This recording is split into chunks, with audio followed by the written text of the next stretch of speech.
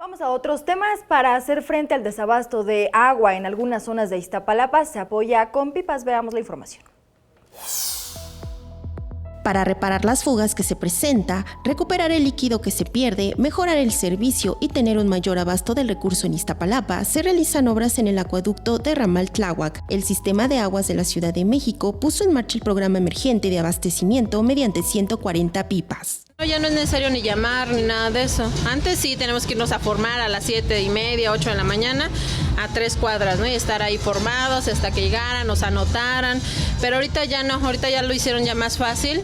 El Sistema de Aguas de la Ciudad de México exhorta a los usuarios de las colonias afectadas que durante este periodo adopten medidas que permitan extremar el ahorro y uso racional del agua.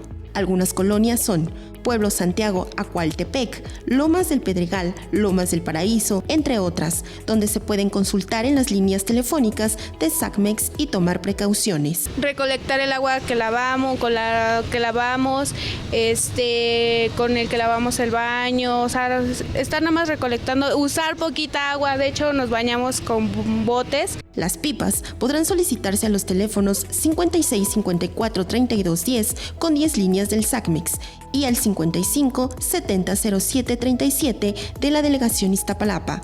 Con imágenes de Jorge Barajas, María José Valencia, 21 Noticias.